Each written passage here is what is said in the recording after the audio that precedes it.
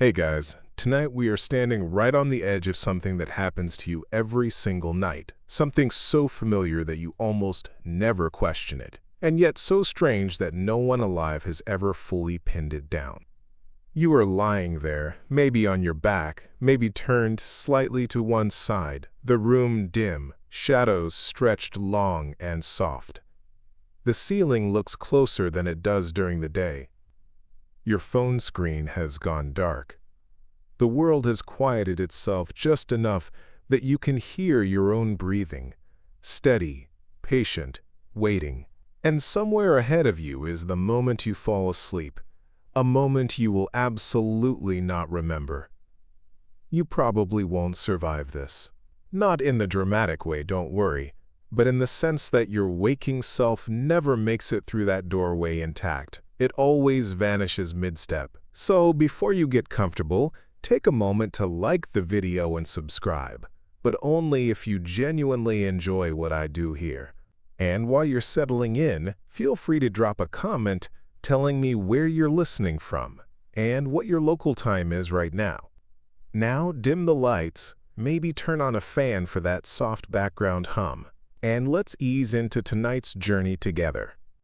You stay right here, hovering in that familiar in-between state, because this is where the mystery begins. Every night of your life, without exception, you fall asleep. And almost every morning, without exception, you wake up with absolutely no memory of how it happened. You remember lying down. You remember deciding, consciously, okay, time to sleep. You might remember a thought drifting by, or an image, or a half-formed worry about tomorrow. But the precise instant where wakefulness ends and sleep begins? Gone. Cleanly erased. As if someone snipped a few frames out of the film of your life. That absence is not an accident. It is not a failure of attention or a personal flaw. It is a built-in feature of the human brain. And tonight, you are going to walk slowly, calmly, step by step, through that vanishing point. You lie there, aware of the weight of your body pressing into the mattress. This awareness feels solid, dependable.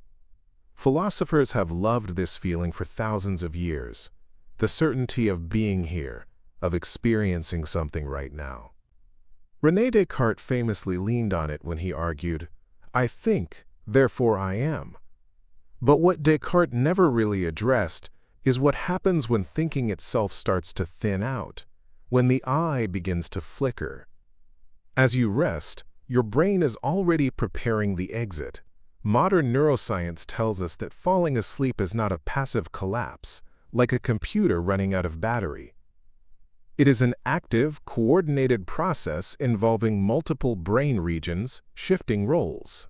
One mainstream, well-established fact is that the transition into sleep is orchestrated largely by the hypothalamus, a small but powerful structure deep in your brain that regulates hunger, temperature, hormones, and, critically, sleep. Specific clusters of neurons there begin releasing inhibitory signals, gently telling the rest of the brain to quiet down. This isn't a switch being flipped. It's more like a gradual dimming of lights across a massive building. And here's the odd part. As this dimming begins, your ability to form memories is one of the first things to go. Memory, as it turns out, is expensive. It requires attention, coherence, and a stable sense of self. To remember something later, your brain has to decide, in the moment, that the experience is worth storing. This process depends heavily on the hippocampus, a seahorse-shaped structure that acts like a temporary staging area for memories before they're archived more permanently across the cortex. But the hippocampus does not work alone. It relies on attention networks, particularly in the prefrontal cortex, to tag experiences as important. As you drift towards sleep, those attention networks start clocking out early. Imagine trying to take notes during a meeting, while slowly losing interest, then slowly losing focus, then slowly losing the ability to stay awake. The meeting keeps going, technically, but the notes stop making sense. Eventually, they stop altogether. That's what happens to your memory at sleep onset. The experience continues, but no one is taking notes anymore. There is a quirky, almost poetic tidbit that sleep researchers like to mention. If you ask people to press a button at the exact moment they fall asleep during a lab experiment, they never do. Not once. Participants might press the button while they feel drowsy. They might press it when their thoughts start wandering. But the actual moment of sleep onset slips past without a signal. From the outside, EEG machines show clear changes in brain activity, slowing waves, reduced responsiveness. From the inside, there is simply nothing. Historians still argue whether ancient people conceptualized this gap the same way we do today, or whether the modern obsession with consciousness makes the absence feel more mysterious than it once did. You notice your thoughts starting to stretch out now, like sentences that never quite reach their period. One thought blends into another. You are still here, still you, but the edges are softening. This softness is important. Your sense of time, for example, begins to distort. Minutes might feel long or vanish entirely. This is not sleep yet, but it is the runway. The human brain did not evolve to preserve a continuous, unbroken record of subjective experience. From an evolutionary standpoint, remembering the moment you fell asleep offered no clear survival advantage. What mattered was remembering where the predators were, where the food was, who you could trust. Once you were safe enough to sleep, the exact instant of losing consciousness was irrelevant. Natural selection had no reason to keep that memory intact. In fact, it may have been safer not to. There's a gentle, ironic joke hidden here. The better your brain is at helping you fall asleep, the worse it is at letting you remember how it did it. Efficiency erases its own tracks. Like a good stagehand, your brain clears the scene before you notice the work has been done. You may have heard people say they remember falling asleep. What they usually mean is that they remember feeling sleepy, or they remember a dreamlike image, or they remember jerking awake briefly, thinking they were still awake the whole time. But when researchers examine brain activity, they find that true sleep, defined by specific electrical patterns, has already begun before any memory could be formed. Here's another strange detail. Even when you believe you are awake, parts of your brain may already be asleep. This phenomenon, sometimes called local sleep, means that small regions of the cortex can enter sleep-like states while others remain active. It's one reason you can feel awake but unfocused, or alert but irrational. You are, in a sense, partially offline before you realize it. Medieval scholars, lacking EEG machines but rich in imagination, often describe sleep as a vapor rising from the stomach to the brain, gently clouding the mind. While charmingly wrong, the metaphor captures something emotionally accurate. Sleep does feel like a fog rolling in, not like a door slamming shut. And, just like fog, it erases landmarks first. Your inner narrator, the voice that strings experiences into a story, relies on continuity. It needs a before and an after. Falling asleep removes that bridge. There is no after for the waking mind, only a sudden morning where the last remembered thought feels arbitrarily chosen. Why that thought? Why not the next one because the next one never made it into storage? Historians still argue whether consciousness fades gradually or whether it collapses in a more discrete threshold, but from the inside the experience feels smooth, almost mercifully vague. You might find comfort in that. Or mild frustration.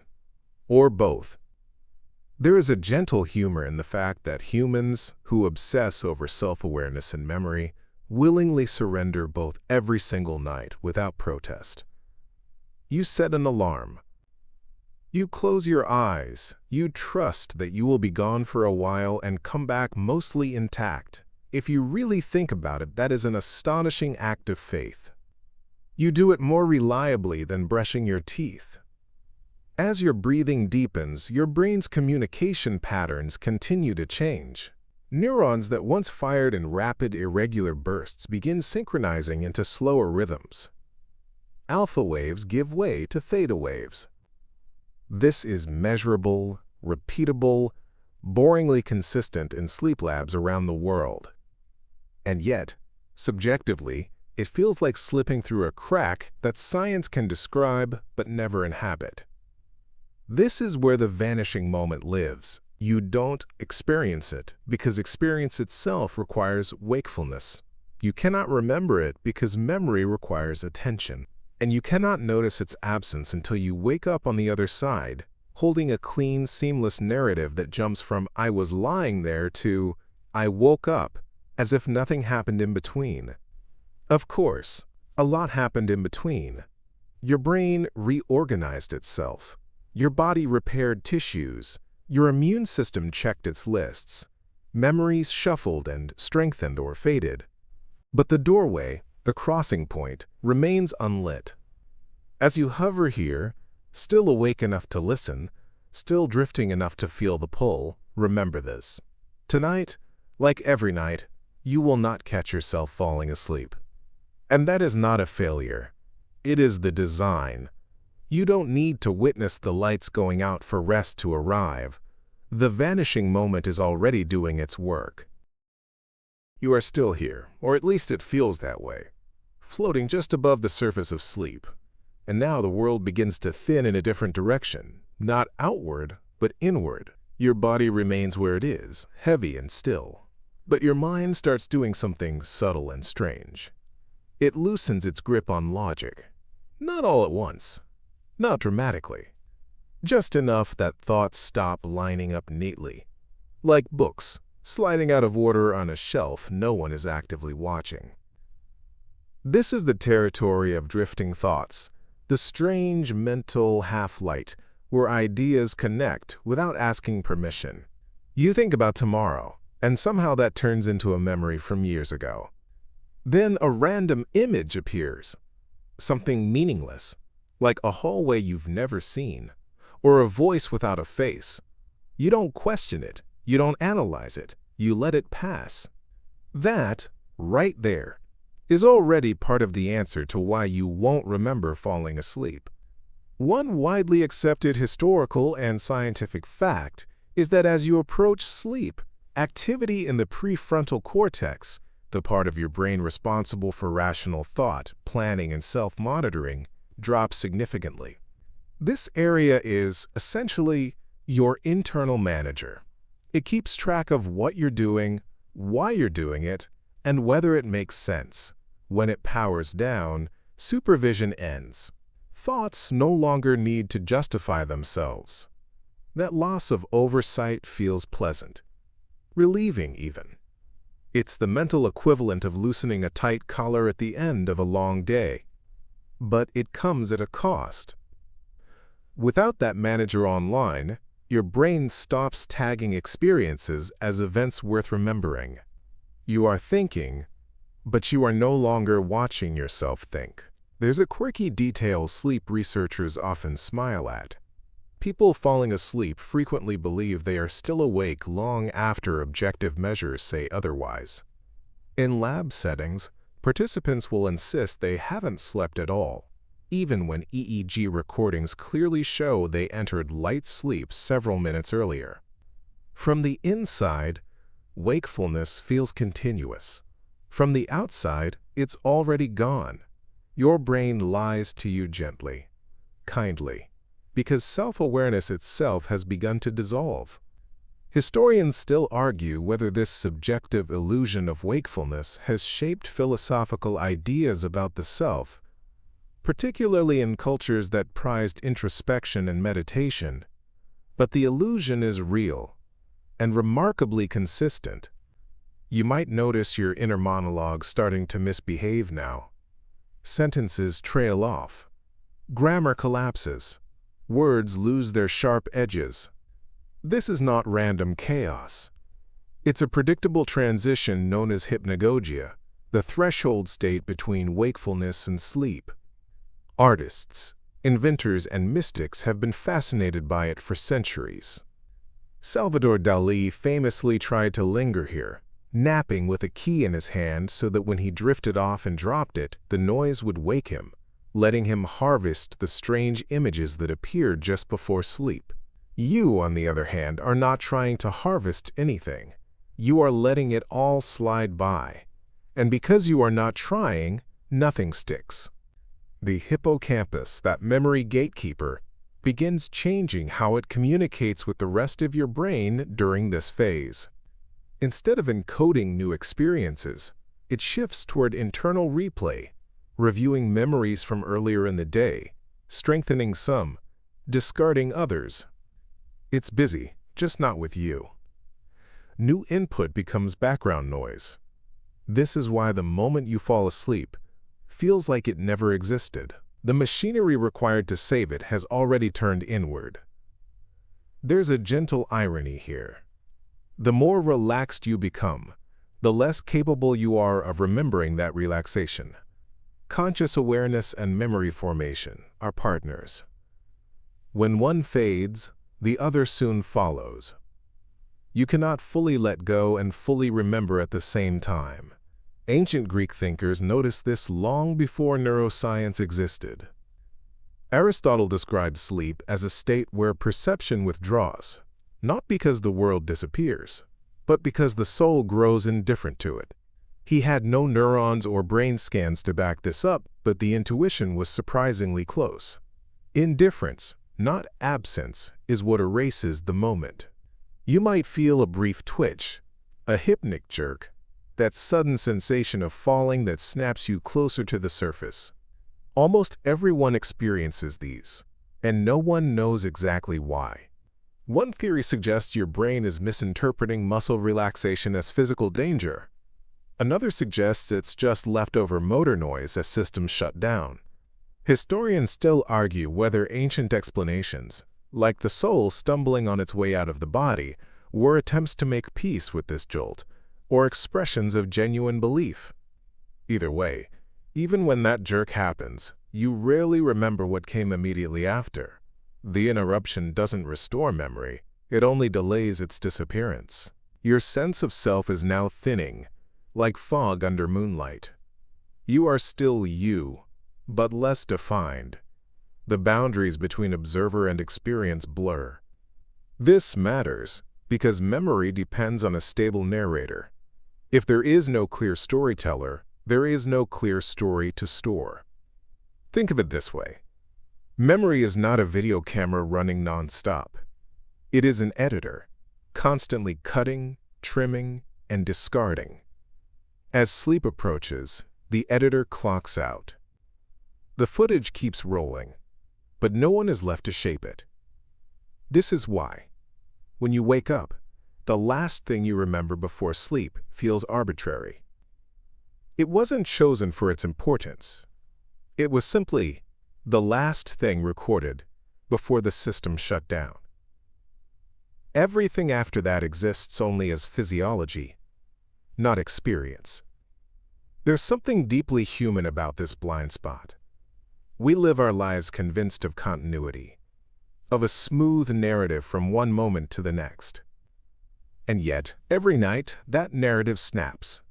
And we don't even notice. The gap is invisible from the inside. You don't fall asleep so much as you stop being the kind of mind that can notice falling asleep. As your thoughts continue to loosen, you are already farther along this path than you think.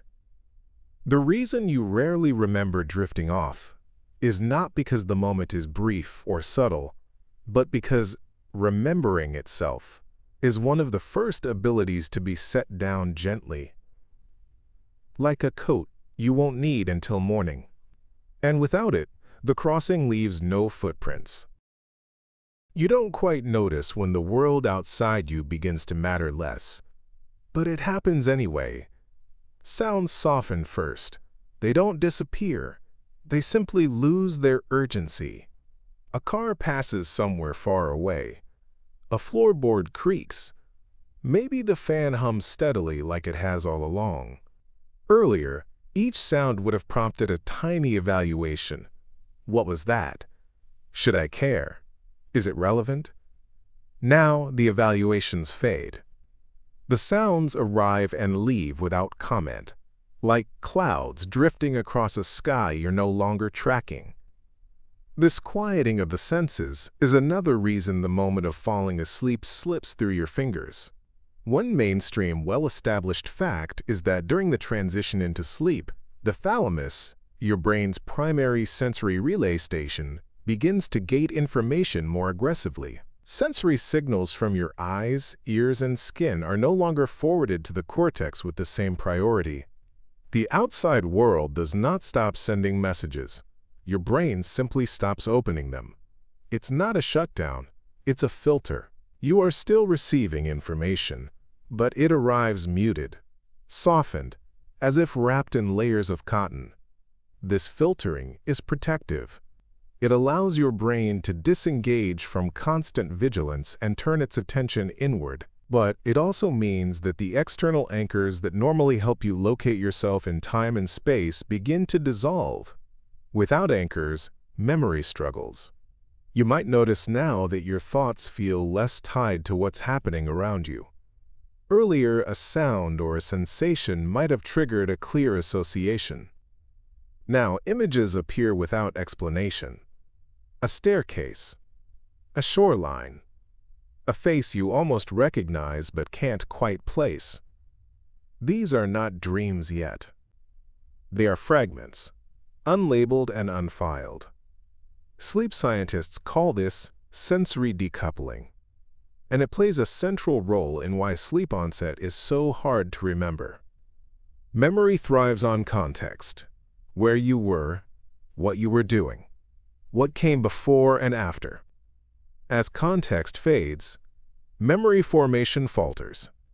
Experiences without context are like loose papers with no folder. They exist briefly, then vanish. There's a quirky detail here that often surprises people. Even your sense of body position becomes unreliable as you fall asleep. Experiments show that people in light sleep can misjudge the position of their own limbs or feel as though their body is larger, smaller, or subtly floating. This distortion happens because the brain's internal body map, maintained by sensory feedback, is losing resolution. You don't notice the map degrading because the part of you that would check it is already disengaging. Historians still argue whether ancient accounts of night journeys or out-of-body sensations were early descriptions of this state, filtered through myth and metaphor rather than neuroscience. As sensory input dims, your brain shifts into a different mode of operation. Instead of reacting to the world, it begins predicting it. This is a crucial shift. During wakefulness, perception is a constant negotiation between incoming data and internal expectations. During sleep onset, incoming data weakens and expectations take over. The mind starts filling in the blanks. That filling-in process feels like drifting. You might feel as though you are sliding or sinking or gently rocking. None of this is actually happening. Your body remains still. What's changing is the balance between external input and internal simulation. With less real information coming in, your brain generates its own. And here's the quiet trick. Internally generated experiences are less likely to be remembered than externally anchored ones. They lack clear boundaries. They blur into one another. Without a strong sense of, this happened to me, here, now. Memory has nothing solid to grab. You may briefly notice yourself noticing this, an odd loop where you think, I'm getting sleepy. That thought feels crisp for a moment, but it doesn't last. The act of monitoring your own state requires the same cognitive resources that are now powering down. Self-observation cannot survive its own success. There is a gentle joke hidden in this process. Trying to catch yourself falling asleep is like trying to watch your own eyes close from the inside. The attempt itself delays the event, but never captures it. Across history, people have tried to explain this disappearance in symbolic terms. Some medieval texts describe sleep as a small death, a nightly rehearsal where the soul loosens its grip on the body. Modern science rejects the literal claim, but the metaphor lingers for a reason. Sleep onset involves the temporary suspension of the very functions, awareness, memory, continuity, that define conscious life. And yet, nothing about this suspension feels alarming. It feels natural, expected, even welcome. Your brain has done this thousands of times before. It knows the route. It does not need your supervision. As the thalamus continues to lower the volume on the world, the cortex responds by synchronizing its activity. Neurons that once fired independently begin moving together, like a crowd settling into a shared rhythm. This synchronization is measurable, visible on EEG screens as slower, more regular waves. It is also subjectively invisible. You don't feel neurons synchronizing. You feel calm. Historians still argue whether consciousness is something that gradually dissolves across these networks, or whether it emerges and disappears as a property of their coordination. From your perspective, the debate is academic. All you experience is the soft loss of edges. By the time true sleep arrives, your senses have already stepped back far enough that there is no clear marker to announce the crossing. No bell rings. No curtain falls. The stage simply empties while you are not looking. This is why the memory never forms. The conditions required to witness the moment, attention, context, sensory grounding, have all been gently withdrawn in advance. You are not failing to remember falling asleep. Falling asleep is designed to leave nothing behind. You don't notice when time itself begins to loosen, but it does. Earlier, moments lined up in a neat, predictable order. This thought, then that sound, then the feeling of the mattress beneath you. Now, the spacing between moments stretches and compresses without asking permission. A second might feel long, or it might vanish entirely. This distortion of time is one of the quietest, most effective reasons you never remember falling asleep. One solid mainstream fact is that your perception of time depends heavily on attention and working memory, both of which are fading right now. The brain does not have a dedicated internal clock ticking away somewhere in the dark. Instead, it estimates time based on how much information it is processing. When there is less to process, time appears to speed up. When attention fragments, time stops leaving reliable markers. As you drift, your brain is processing less and less.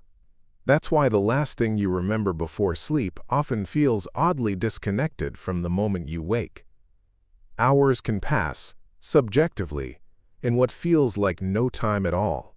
From your perspective, the night collapses into a clean cut. The absence of remembered time is not because nothing happened, but because nothing was tracked. There's a strange, almost humorous detail sleep researchers like to point out.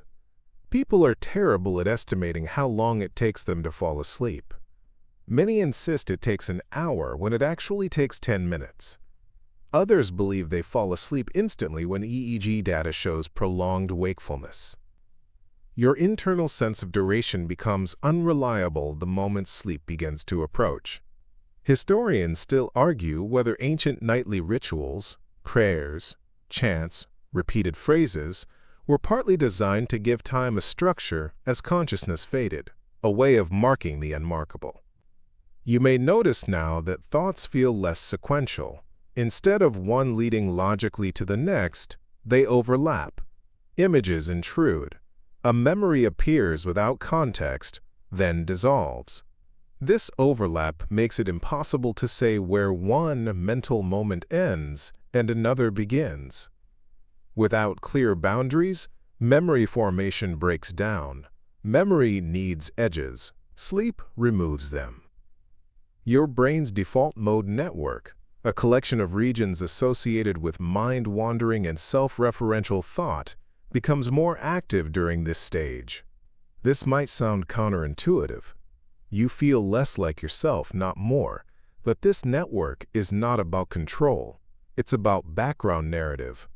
When it runs without supervision, it produces fragments rather than stories. This is why the transition into sleep feels dreamlike before dreams even begin. There's a quirky tidbit worth lingering on here. Astronauts have reported that in microgravity, where physical cues are minimal, the sensation of falling asleep feels even more disorienting. Without gravity anchoring the body, the brain loses another time and space reference point. Sleep still comes. Memory still fails. The gap simply feels stranger. You, thankfully, remain grounded. But the principle holds. The fewer cues your brain has to work with, the less likely it is to store what happens. As time perception collapses, so does anticipation. You are no longer waiting for sleep to arrive. Waiting requires a future-oriented mindset, and that too is fading. Without anticipation, there is no sense of about to happen. Events don't approach. They simply occur or fail to register at all. This is another reason the moment of falling asleep never announces itself. There is no countdown, no final warning. Across cultures, people have described sleep as being taken rather than entered. The phrasing is telling. It reflects the loss of agency that accompanies this phase. You are not doing anything anymore. Something is happening to you quietly, efficiently, without narration.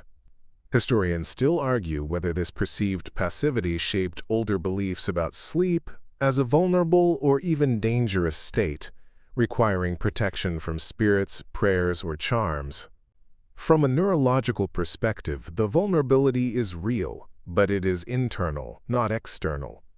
Your brain is reorganizing itself, and it does not ask for commentary. You might briefly resurface, just enough to think, "I was just about to fall asleep." That thought is a paradox. If you can think it clearly, you haven't crossed yet.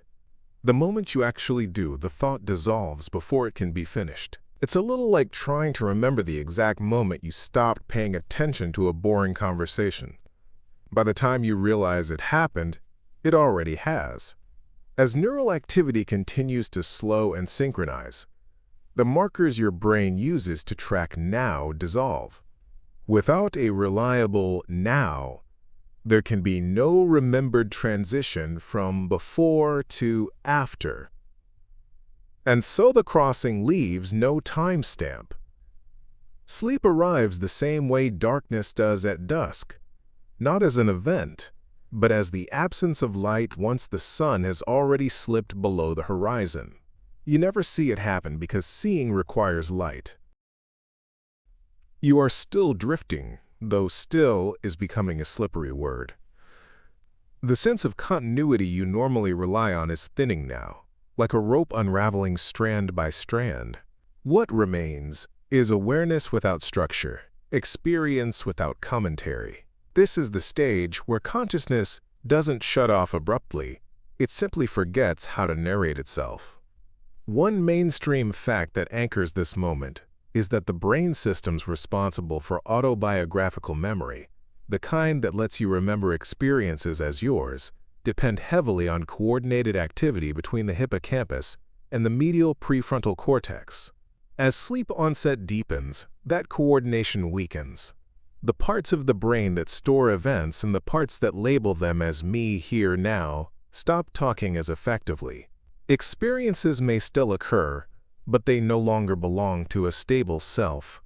Without ownership, memory fails. You might notice now that even emotions flatten out. Earlier, a stray worry or anticipation might have carried weight. Now, feelings arrive muted, as if wrapped in cloth. This emotional dampening is not accidental. Neurochemicals associated with alertness and emotional salience, like norepinephrine, drop sharply as sleep approaches. The brain stops flagging experiences as urgent or meaningful. Memory, once again, takes the hint. There's a quirky detail hidden in sleep research that feels almost philosophical. People can be briefly awakened from early-stage sleep and will often insist they were awake the entire time, even when brain data says otherwise. When asked what they were thinking about just before being woken, they give vague, incomplete answers. The experience existed, but it was never fully possessed. It slipped through without being claimed. Historians still argue whether this fragile sense of ownership influenced ancient debates about the soul, whether it was continuous through sleep or temporarily absent. The language may be outdated, but the intuition remains sharp.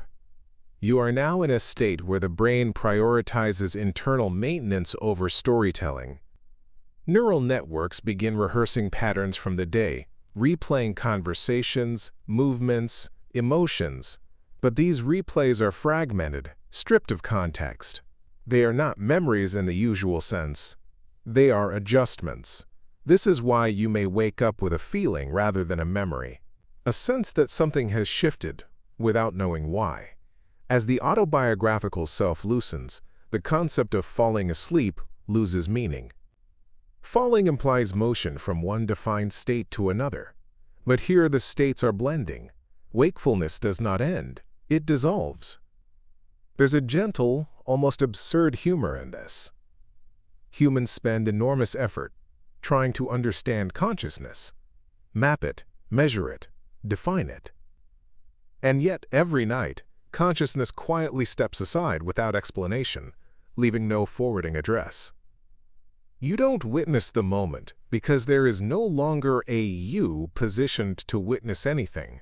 Ancient monks writing in the dim light of candle flames sometimes describe sleep as a thinning of the soul, not its departure. While the metaphor doesn't map neatly onto modern neuroscience, it captures the experiential truth. What fades is not existence, but definition. Historians still argue whether consciousness should be understood as a thing or a process. Falling asleep suggests it behaves more like a process, one that slows, fragments, and finally loses coherence. As this happens, your brain's internal monitoring systems, the ones that normally notice changes in state, are among the first to go offline.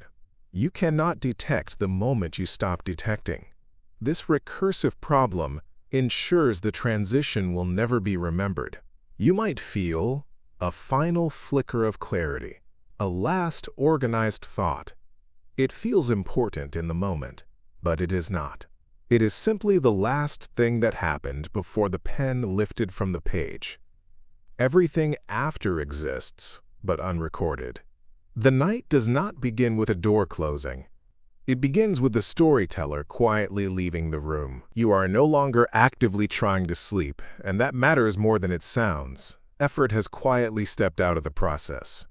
Earlier, there may have been a subtle tension, a checking in, a wondering how close you were, a mild impatience hiding under relaxation. Now, even that is gone. Sleep is not something you are doing anymore. It is something that is happening while you are no longer keeping score. This surrender is one of the most reliable predictors that memory will fail. A well-established scientific fact is that intentional states, trying, monitoring, deciding, depend on sustained activity in frontal brain regions. These regions are excellent at keeping track of goals, including the goal of falling asleep. But paradoxically, they are also one of the biggest obstacles to sleep itself. As they power down, sleep becomes easier, smoother, and far less memorable. You cannot remember what you were not trying to notice. There's a subtle shift now in how thoughts appear. Earlier, even the strange ones had a faint sense of authorship. They felt like your thoughts, even if they were messy.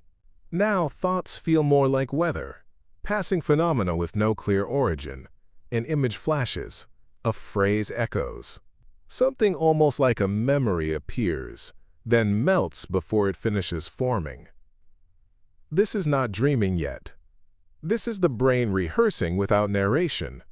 One quirky tidbit that often surprises people is that during this stage, language processing becomes unreliable.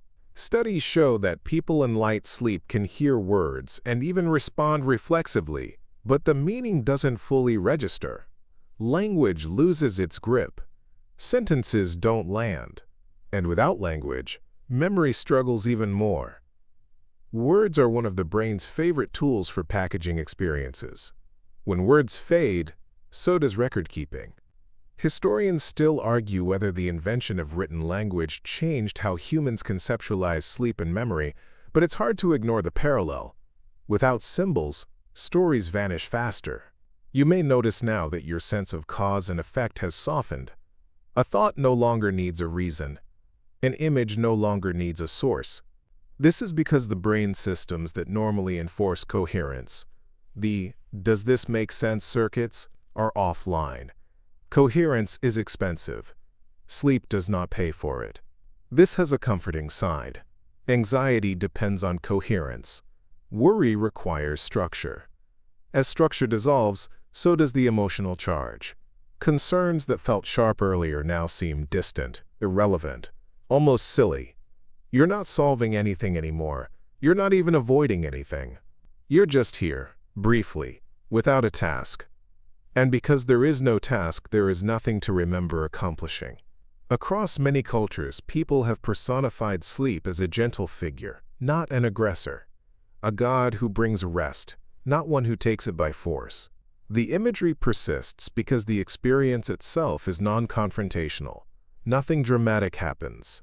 Nothing demands attention. Historians still argue whether such myths arose from observation or comfort, but they align neatly with the neurological truth. Sleep arrives when vigilance leaves. Your brain is now prioritizing stability over novelty. During wakefulness, novelty drives memory. New, surprising, emotionally charged events are more likely to be stored. During sleep onset, novelty is actively suppressed. The brain seeks predictability, repetition, familiar patterns. The last thing it wants is a sharp, memorable moment, so the transition is deliberately bland. You might experience a brief illusion of clarity, a sensation that you're about to think something important, something profound. Many people report this feeling.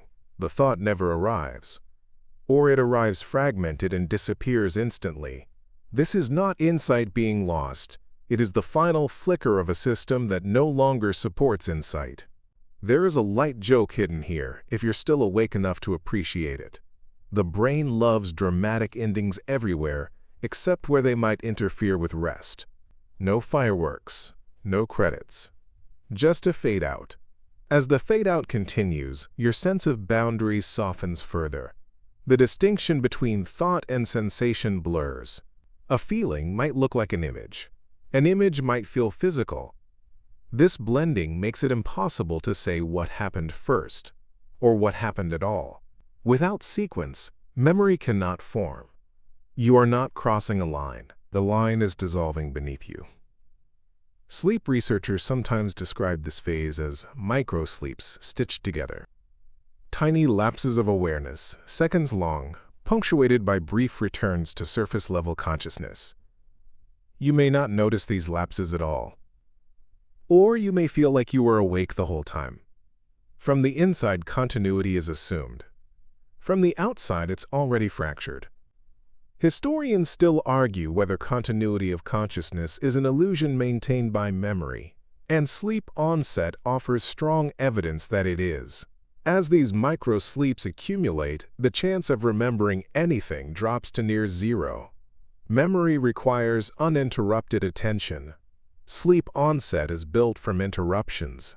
You might feel yourself letting go of posture now, your jaw slackening, your shoulders sinking. These physical signs mirror the mental ones. Muscle tone decreases as the brainstem adjusts motor output. This relaxation further reduces sensory feedback, further weakening anchors to the waking world. The loop closes neatly. You cannot remember falling asleep, because by the time sleep truly begins, you are no longer a system designed to remember anything at all. There is no failure here, no missing skill, just a well-practiced biological routine doing exactly what it evolved to do. The lights don't go out. You stop needing them. Now, something curious begins to emerge. As your body settles deeper into the mattress, your mind starts slipping into a kind of evolutionary detachment. You are present in the room, yet increasingly irrelevant to the ongoing processes in your own brain. It's as if the machinery of sleep has decided that you, the conscious observer, are optional. And, from an evolutionary perspective, you are. One well-established fact is that memory consolidation, emotional processing, and physical restoration all proceed independently of your awareness. The body and brain can fall asleep without the mind knowing it, and this has been true for tens of thousands of years. Our ancestors did not benefit from knowing exactly when consciousness faded. Survival depended on safety, not introspection. Sleep onset was a silent utility, designed to function even if the mind was inattentive, distracted, or worried. From a practical point of view, evolution never had a reason to preserve the memory of the exact moment you drifted off. That fleeting point between wakefulness and sleep offered no clear advantage. You could survive without it. The self, that meticulous editor of experience, was deemed unnecessary here. There's a quirky detail researchers love to point out. Some animals, particularly migratory birds, can experience unihemispheric sleep. Half the brain sleeps while the other half stays awake. They remember nothing from the sleeping hemisphere's activity. It's a living demonstration that the mind doesn't always need to monitor sleep to benefit from it. Humans, though lacking unihemispheric sleep, still carry the evolutionary blueprint. Awareness and memory are luxuries, not prerequisites. Historians still argue whether early humans ever contemplated the subjective experience of sleep in ways similar to our modern preoccupations. Written records are sparse, and most cultural depictions focus on sleep as a necessity, a pause, or a vulnerability, but rarely as a phenomenon to be remembered. Your inner awareness begins to soften further. Thoughts are no longer distinct events, they are flowing currents. You might catch fragments, a word here, a fleeting memory there, but they dissolve before you can attach meaning. That dissolution is deliberate. The brain actively filters what counts as worthy of attention. Sleep onset is deemed unworthy. This is why the transition feels surreal. You may briefly think, "I am almost asleep," yet the label itself is meaningless. Sleep has already begun reorganizing neural connections, and the self that could witness it is quietly disengaging. Some ancient philosophers and mystics described this phase as the soul withdrawing into itself, leaving only a minimal trace of consciousness to oversee the transition. While metaphysical interpretations differ wildly, the phenomenology aligns astonishingly well with modern science. The observer is fading while the system continues functioning. You may feel subtle twitches or sudden jerks, a hypnic jerk or sleep start, which are surprisingly universal. Theories suggest the body interprets early muscle relaxation as a risk of falling and sends a sudden corrective signal. Even this jolt is usually forgotten because the system responsible for recording it is shutting down at the same time. Your sense of continuity, the mental string tying one moment to the next, weakens progressively. Time and causation become approximate. You notice your thoughts overlapping, blending, forming sequences that make no logical sense. A visual image might appear for a split second, accompanied by a faint auditory sensation, and you experience them simultaneously rather than sequentially. This blending makes memory formation increasingly impossible. There is subtle humor in how efficiently the system works. The more complete the transition into sleep, the less evidence remains of the process. You are actively being erased from your own memory as you enter rest. The prefrontal cortex, which normally evaluates, monitors, and edits experience, has started powering down. In its absence, no cognitive editor remains to tag experiences as meaningful, coherent, or rememberable. The brain is functioning perfectly well without a narrative. And here's the gentle paradox. The more smoothly the transition happens, the less you can observe it. Memory and awareness are inversely correlated during sleep onset. The better your system performs its evolutionary duty, the less you know about it. From a cultural perspective, this invisibility has shaped centuries of speculation about sleep, dreams, and consciousness. Philosophers have long wondered if the mind continues to exist in some form during sleep, or if it truly disappears. Modern neuroscience suggests something in between. The machinery of life continues without the continuity of experience. You may now feel a final flicker of clarity, a last thought, as if your mind is trying to leave a breadcrumb for the waking self, but the breadcrumb falls on a carpet that no longer exists.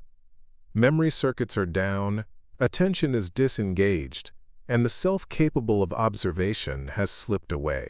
In effect, you are already asleep, even as the last fragment of awareness lingers momentarily.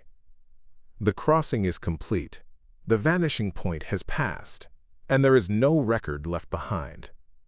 Evolution did not intend for you to witness it. It was always meant to be a seamless, unobserved transition. And so, as the currents of hypnagogia carry you forward, remember, you are not missing anything. Your brain is performing an essential function, one that has been perfected over millennia. The absence of memory is not failure, it is design. It is peace. It is exactly what you need tonight. You are now sinking deeper, though it feels less like motion and more like the gradual blurring of edges. The distinction between inside and outside has softened. Sounds, light, pressure, even the sense of the room itself, all these cues that tethered you to the waking world have dimmed. You are experiencing what sleep scientists call the hypnagogic state in full, a twilight zone of consciousness where fragments of sensation, memory, and imagination intermingle freely. One well-established fact is that during this stage, brain activity shifts from the fast, desynchronized waves of wakefulness to slower, more rhythmic patterns, particularly in the alpha and theta ranges. This synchronization is what makes the brain more receptive to internal imagery while ignoring the external environment. From the inside, you don't notice the waves. From the outside, EEG machines show a clear transformation, a bridge from alertness to unconsciousness. Your mind begins producing fleeting images, faces that are just familiar enough to be unsettling, places that feel simultaneously known and alien. You are not yet dreaming in the structured sense of REM sleep, but these hypnagogic visuals are your brain rehearsing, exploring, and testing. They are rich, surreal, and completely unanchored, and yet you will likely forget every detail. Here's a quirky tidbit.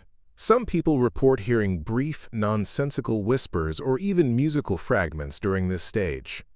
It is as if your auditory cortex is playing peekaboo with itself, sending fragments of previously encoded sound back to consciousness. You do not need to understand them. You do not need to respond. They exist in a realm outside memory formation. Historians still argue whether ancient accounts of mystical visions during meditation or near-death experiences describe similar hypnagogic states. While those descriptions are wrapped in metaphor and ritual, the phenomenology is uncannily consistent across cultures and eras. As you drift further, your sense of self begins to fragment. Thoughts no longer arise from a single, unified narrator. One moment you are observing, the next moment you are part of the observation. This duality is subtle but crucial. Memory formation depends on a stable self, and you are losing that stability piece by piece. A mainstream neurophysiological fact is that connectivity between the hippocampus, responsible for memory encoding, and the prefrontal cortex, responsible for organization and self-monitoring, diminishes during this phase. Experiences can happen, but they are less likely to be bound into a coherent narrative. You are floating in a sea of potential memories, none of which will survive the journey.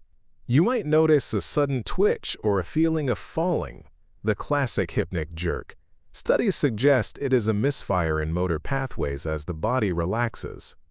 Some scholars suggest that in evolutionary terms, it may have been a vestigial reflex to prevent falling from trees or ledges. You feel it sharply, yet instantly, it is gone. And because the observer is fading, it will likely leave no memory trace. This is also the stage where time becomes elastic, seconds stretch, minutes condense, and sequences blur. Without the prefrontal cortex monitoring time, there is no before or after to latch onto. Your sense of narrative continuity begins to dissolve, and with it, the possibility of conscious memory. There's a subtle joke here. The more you try to notice these sensations, the less likely they are to survive in memory. Self-monitoring collapses as the brain prioritizes sleep over observation. Effort only delays what is inevitable, and memory cannot exist without sustained observation. You may notice fragmented thoughts surfacing, unconnected ideas or images, half a conversation remembered, a visual that never formed a full picture, a sensation with no context. These fragments are your mind practicing the art of dissociation. They feel real enough to be compelling, but they are impermanent. They are placeholders, rehearsal sketches, not enduring memories. Historians still argue whether the ancients' description of the veil of sleep captured something phenomenologically similar. Many cultures spoke of sleep as a gentle disappearance, a retreat of the soul, or an untraceable crossing. Modern neuroscience suggests these metaphors were surprisingly accurate. Sleep onset is experienced but rarely encoded. Your awareness becomes a thin thread stretched over the vast, quiet landscape of your brain's internal activity. Sensory filtering, reduced executive control, and fragmented selfhood all collaborate to erase the moment from memory. By the time you reach full sleep, the entire hypnagogic passage, the delicate drift you are experiencing, is gone from conscious recall. And there's elegance in this. Memory is preserved for moments that matter during wakefulness, for events that demand encoding. The delicate, peaceful crossing into sleep is deliberately unrecorded. Your brain has designed it to vanish. You are no longer you in the conventional sense, and that is precisely why the memory fails. The passage has been crossed. The lights have dimmed. And the story of falling asleep exists only in the machinery of the brain, not in your conscious recollection. You are deeper now, the room and your body becoming almost background noise, like furniture fading in a fog. Even the feeling of lying down, of weight pressing into the mattress, softens into a vague awareness. The edges of perception blur. It's not absence, it's attenuation. The world is still there, but it no longer matters in a way your waking mind could track. A well-established neurological fact is that during this stage, the thalamus, the brain's sensory relay hub, continues its filtering work. Auditory, visual, and tactile inputs are still processed, but with a significantly reduced priority. Signals that earlier would have triggered attention are now muted, often imperceptible. It is as though the world speaks a softer language that your mind no longer comprehends. You hear, you feel, you sense, but it no longer registers as events you need to remember. This selective gating is why memory formation fails. Memory is context-dependent. When sensory cues are diminished, the brain has fewer anchors to tie experiences to reality. Without anchors, the act of remembering becomes impossible. Here's a quirky detail. Some people report brief visual flashes or geometric shapes in this stage, tiny sparks of color, faint outlines of impossible structures.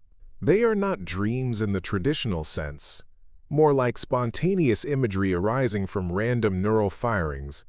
You don't need to make sense of them, and they will leave no record. They are the brain's playful rehearsal before deeper sleep takes over. Historians still argue whether similar phenomena underlie ancient mystical visions described in cultures across the world, from shamanic journeys to early philosophical texts. The subjective sense of entering a different realm at night may have been the cultural interpretation of this natural hypnagogic phase. Your sense of self continues to thin. The internal narrator, the voice that monitors, comments, and tags events for later recall, is fading. Thoughts now arrive without commentary. An image appears. A sensation surfaces. You perceive them, but you are no longer you, in the sense capable of organizing and storing experiences. Memory needs that narrator. Without it, the moment evaporates. A mainstream fact here is that the prefrontal cortex, the seat of executive function and memory tagging, reduces its activity during early sleep onset. The hippocampus may still fire, replaying older memories and rehearsing patterns, but nothing new can be consolidated. You experience, but you do not record. You might feel sudden physical sensations, a slight twitch, a flutter, a fleeting feeling of falling. These are hypnic jerks, natural and universal. Some researchers propose they are evolutionary remnants, reflexes designed to protect against falling from trees or uneven surfaces during sleep. They punctuate the crossing but rarely leave an impression, because the observer is dissolving. There is a subtle humor here. Your brain has created an event that it entirely hides from the self that would normally chronicle it. The very moment you cross into sleep is a secret, performed perfectly, without fanfare, without witnesses. Historians still argue whether medieval and early modern interpretations of these sensations, like the soul slipping from the body, were literal beliefs or metaphorical approximations of this unknowable transition. Either way, they reflect a deep, intuitive grasp of sleep's elusive nature. Your experience is increasingly defined by internal imagery and fleeting sensory echoes.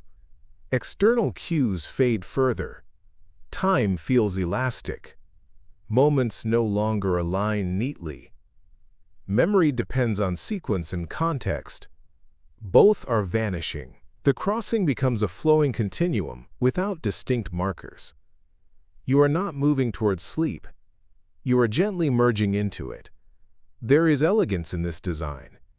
The brain preserves important events for waking life while allowing unremarkable transitions, like sleep onset, to dissolve.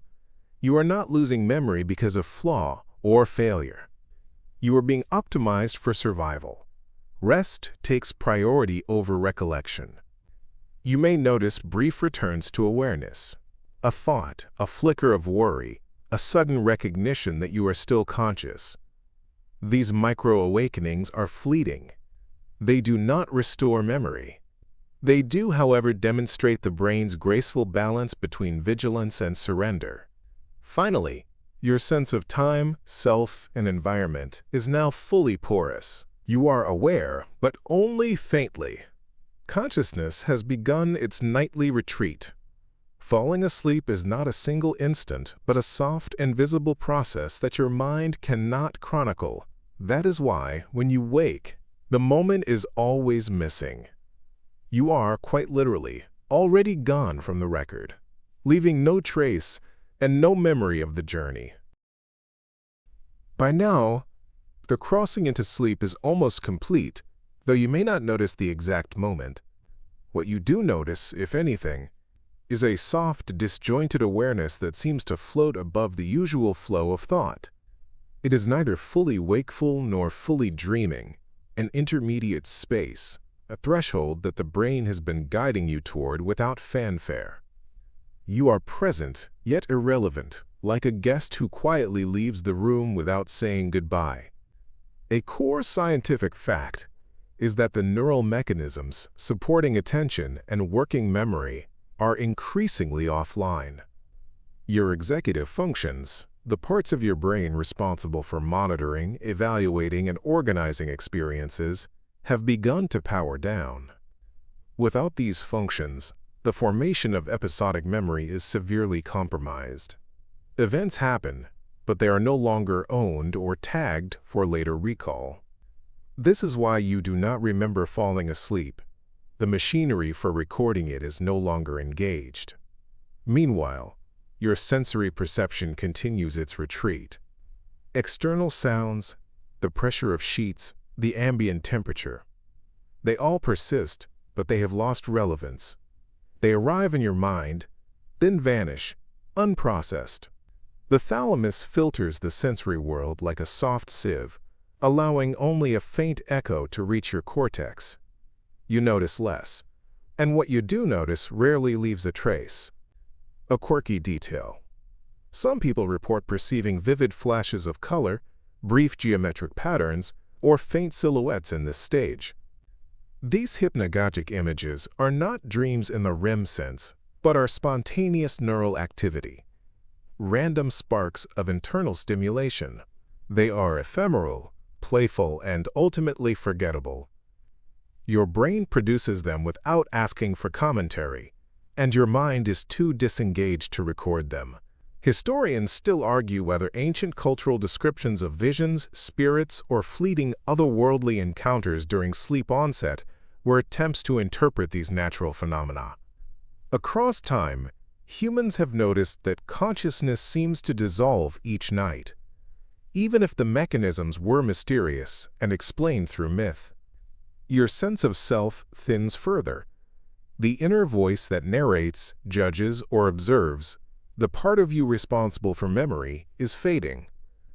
Thoughts arrive, drift, and disappear, often without labels. A fleeting memory, a fragment of conversation, or a sensation might emerge, only to dissolve before it can be anchored. The result is a smooth, almost imperceptible crossing from wakefulness to sleep.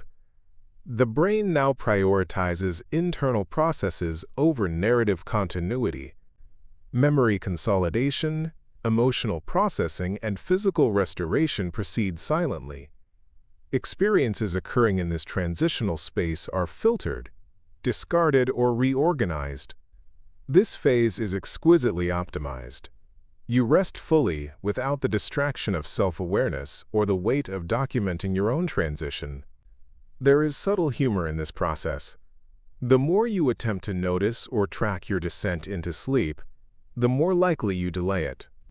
Observing sleep is like trying to watch a sunset in real time while being responsible for moving the sun.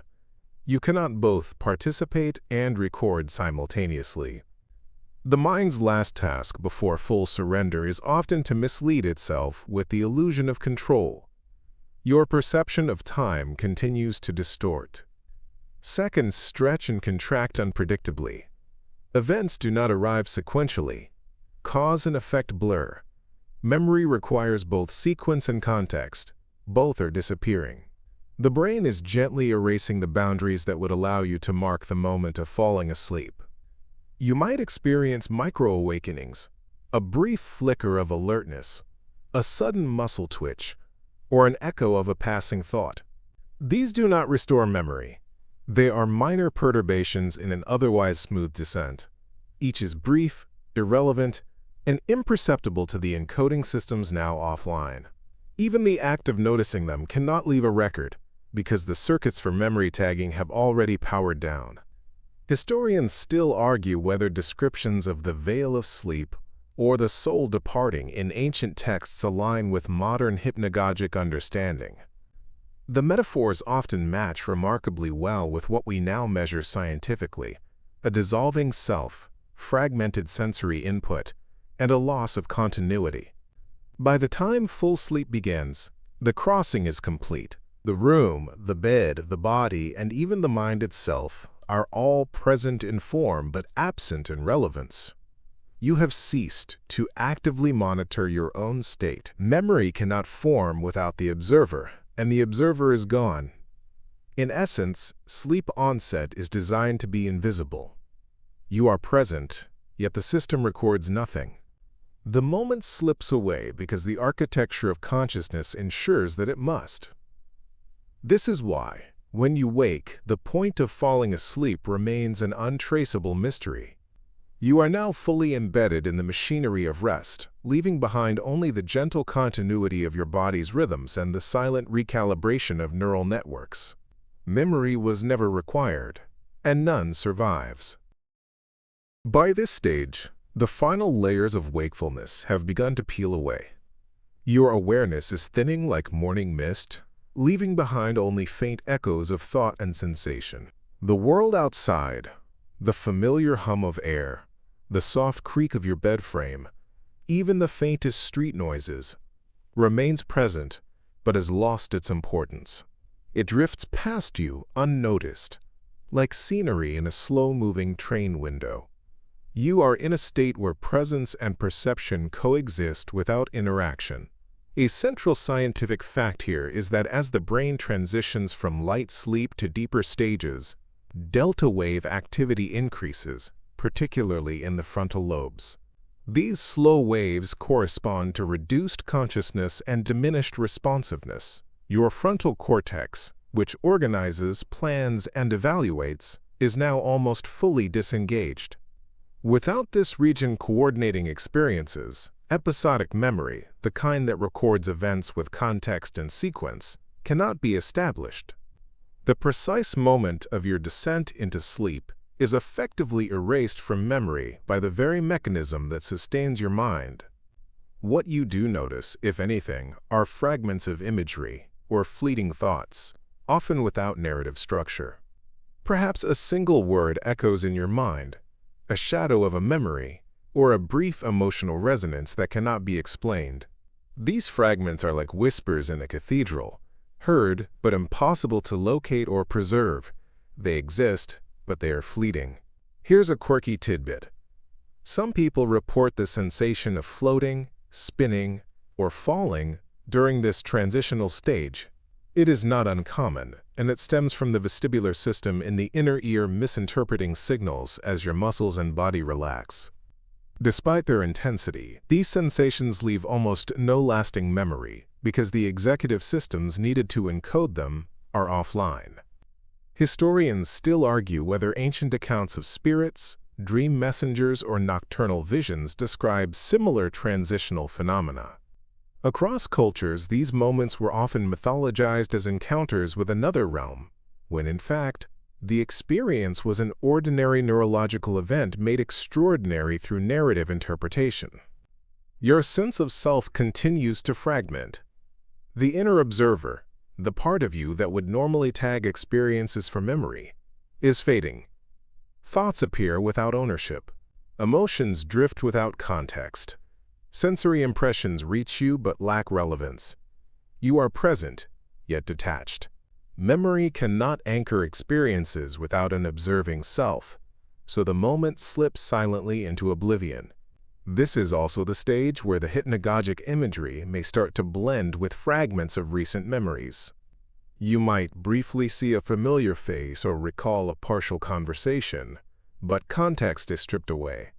The brain is rehearsing and recombining neural patterns, a process crucial for emotional regulation and memory consolidation, yet it is happening without conscious participation.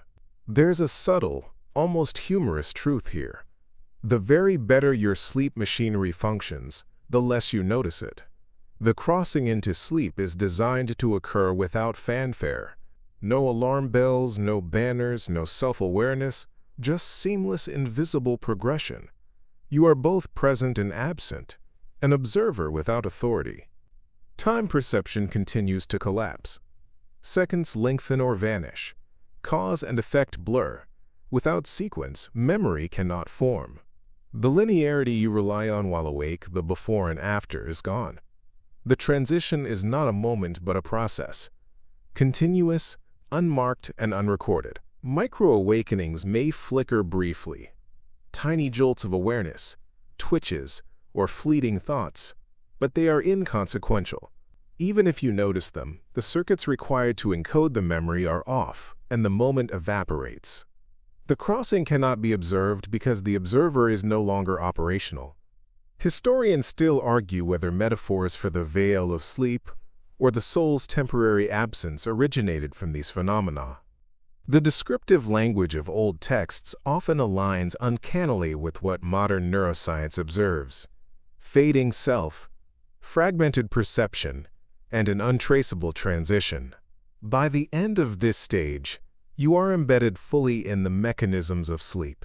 The room, your body, and even your mind are present, but you, the conscious observer, have stepped aside. Memory was never required, and none survives. You have crossed a threshold so smooth, so natural, that it leaves no witness. The elegance of the process is in its invisibility. You rest fully, and the world continues quietly around you, leaving only the silent recalibration of your neural networks. The machinery of sleep is precise, unobserved, and beautifully efficient. You are now nearly adrift. Awareness has thinned to a barely perceptible thread, like fog clinging to a distant hilltop. The line between perception and imagination has blurred almost completely. Sounds, the weight of your body, even the faint scent of your sheets, all exist, yet none demand attention. You are in a twilight space where consciousness is optional, and the machinery of sleep is taking over with near-perfect efficiency. A foundational fact is that during this phase, your brain enters early non-REM sleep, sometimes referred to as Stage 1. Neuronal firing slows, alpha waves give way to theta waves, and sensory gating continues. Inputs that would normally trigger attention are filtered out or heavily attenuated. Your internal experience persists, but the capacity to encode it into lasting memory is virtually gone. The process is adaptive. It ensures that rest occurs uninterrupted by the very consciousness it relies on to survive during wakefulness. You might notice fragmented images and fleeting thoughts appearing without narrative order, geometric patterns, fragments of faces, half-formed words, or abstract feelings. None of these will consolidate into memory. This is not an oversight. It is the design of sleep. The brain practices, rehearses, and self-organizes without needing conscious observation. You are a passenger, not a witness. Here's a quirky detail. Some people report the experience of hearing faint, ghostly repetitions of conversations or snippets of music from earlier in the day. Your brain may replay these as part of synaptic consolidation, yet because prefrontal monitoring has largely shut down, they leave no conscious trace. They are echoes without ownership, like a rehearsal with no audience. Historians still argue whether mystical or religious interpretations of these phenomena, spirits, whispers, or visions in the twilight hours, were culturally constructed explanations of this natural neural process. Ancient observers were describing what they felt, the inexplicable vanishing of consciousness into a quieter realm, a threshold that was never recorded. Your sense of self continues to fragment. The internal narrator that organizes experience, judges importance, and anchors memory is fading. Thoughts arrive without authorship. Images appear without context. Sensations occur without meaning. Memory requires coherence and agency. Both are now absent. The crossing into sleep is happening invisibly, leaving no record for future recall. A mainstream neuroscience fact: the hippocampus, essential for forming new memories, remains active in these stages, but without collaboration from the prefrontal cortex, it cannot bind experiences into coherent sequences.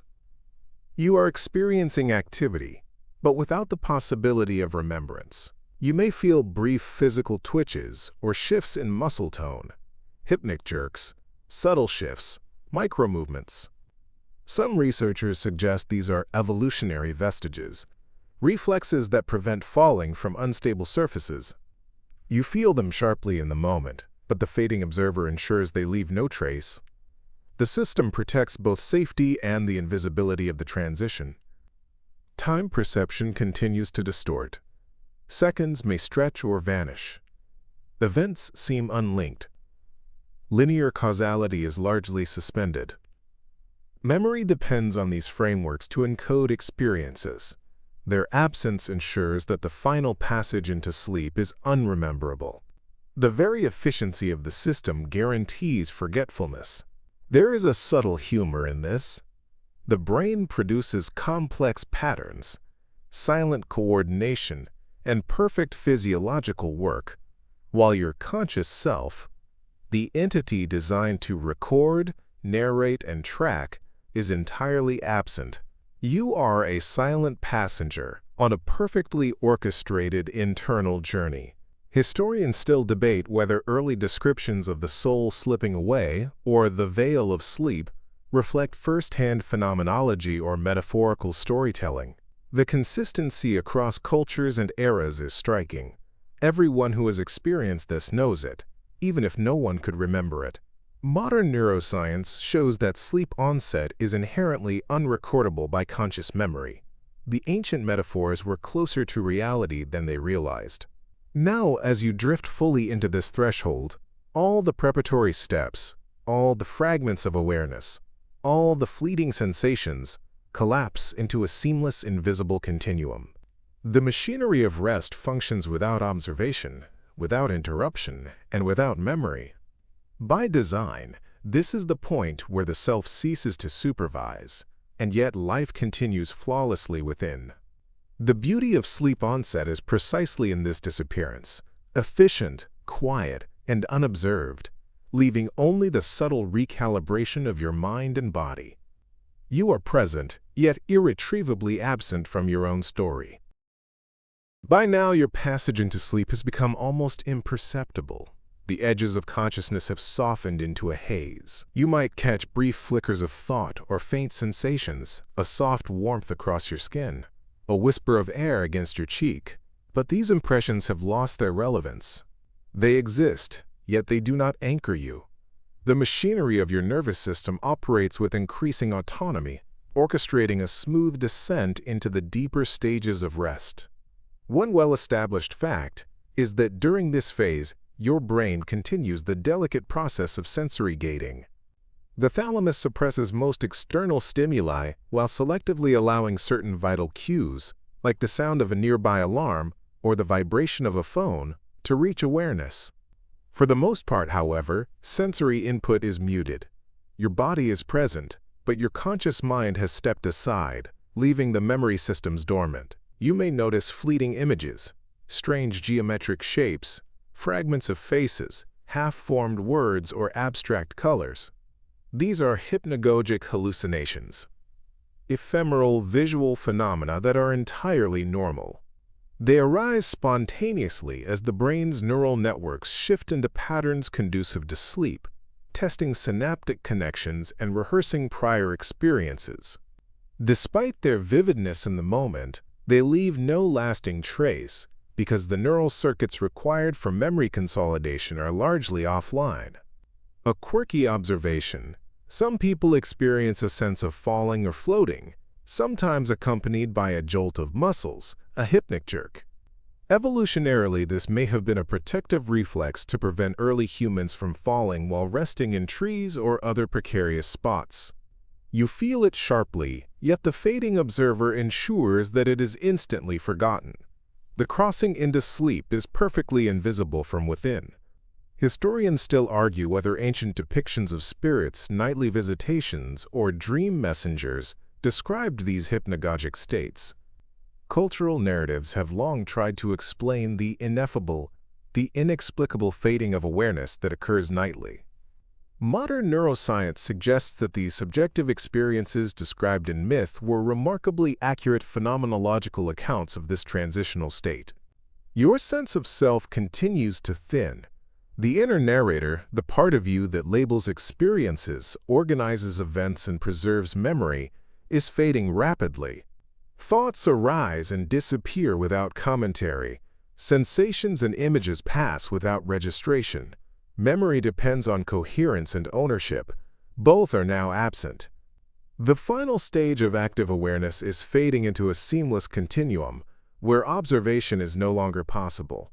A mainstream neuroscience fact is that the hippocampus and prefrontal cortex, critical for memory encoding and self-monitoring, are effectively decoupling. The hippocampus may still replay sequences from prior experiences, but these are internal rehearsals, not new recordings. You are experiencing activity, but you cannot form memories of it.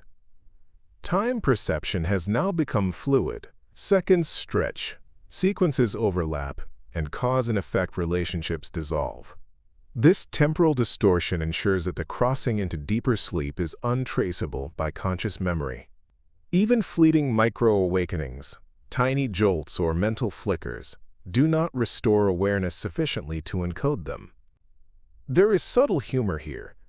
Your brain is performing complex, life-sustaining operations, consolidating emotional information, regulating autonomic systems, maintaining homeostasis, while the conscious observer, who might normally document or evaluate these events, has completely withdrawn. The best work of the brain occurs without applause. Historians still debate whether early descriptions of sleep as a veil, a soul's departure, or a temporary dissolution of consciousness were purely metaphorical or rooted in first-hand observation. The universality of these descriptions across cultures suggests a shared phenomenology, the sense of vanishing from one's own narrative, leaving no memory behind. Now, as the prefrontal cortex powers down further and theta waves dominate, you are entering the threshold of stage 2 sleep. Muscle tone continues to decline, heart rate slows, breathing steadies, and the brain begins producing sleep spindles, brief bursts of activity that protect memory consolidation while shielding the brain from external interruption. You are immersed in internal processes invisible to the self. The passage is complete. You are asleep, though the self that might witness it has quietly disappeared. The elegance of this phase is in its invisibility. Memory is preserved for the waking world, while the crossing into sleep is seamlessly hidden, allowing you to rest without interruption or awareness. The system functions perfectly, efficiently, and quietly. You are now fully on the cusp of deeper sleep. Awareness is a faint, flickering candle in a vast hall of neural activity. Sensations, thoughts, and even the perception of your own body are muted, like images reflected in dark, rippling water. You feel present, yet the sense of being an active observer has largely dissolved. Your mind is no longer cataloging, labeling, or editing. It is quietly orchestrating its nightly tasks, preparing for the full immersion of sleep.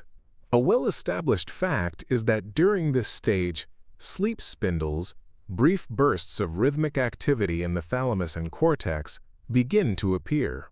These spindles serve a protective function. They suppress responses to external stimuli, stabilize early non-REM sleep, and help integrate new information into long-term memory. You do not notice them, but they are actively safeguarding the transition, ensuring your descent is uninterrupted. Fleeting imagery continues to drift through consciousness. Perhaps a color fades across your vision, or a fragment of a familiar object appears and vanishes. Faces may emerge and distort. Sounds might echo briefly, like fragments of distant conversations. None of these moments are anchored to memory.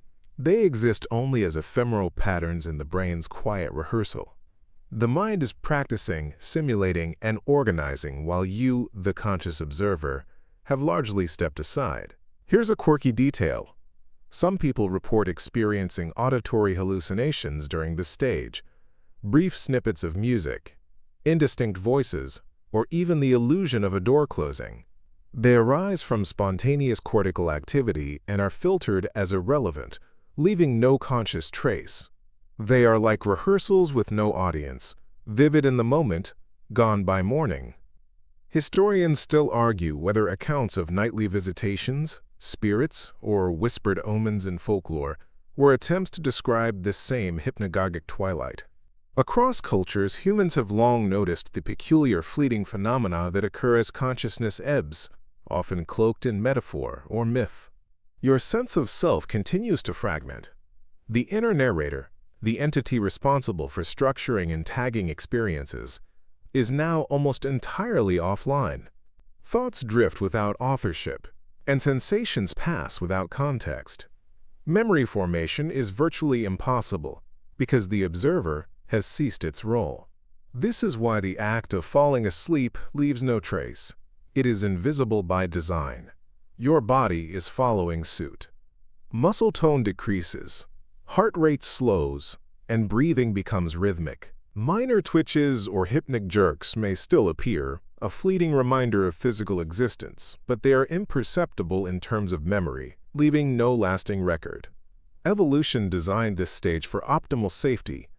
You rest deeply while remaining just enough alert to respond to major threats, though most environmental cues are ignored. Time perception continues to distort. Seconds expand and collapse. Sequences blur. The continuity required for conscious memory is absent. You are moving through sleep like a ship gliding through fog, unobserved and unrecorded. Even micro-awakenings, subtle flickers of awareness, do not produce memory because the recording mechanisms are powered down.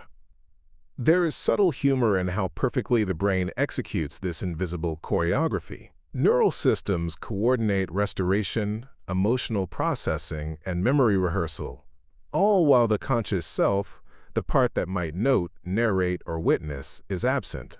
Sleep onset is both a performance and a vanishing act, beautifully efficient and entirely unrecorded.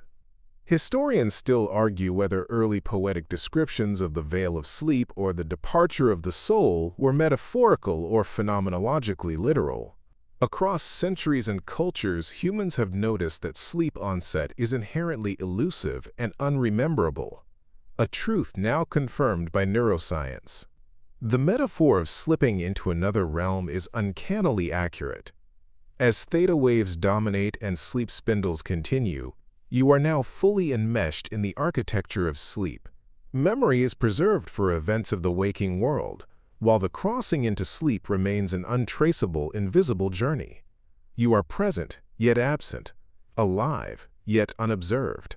The system functions with quiet precision, ensuring the deepest rest possible. The crossing is complete, though unremembered. Your brain continues its nightly tasks, invisible to the conscious self. The elegance of sleep onset lies in this disappearance, perfectly executed, seamlessly orchestrated, and beautifully hidden from memory.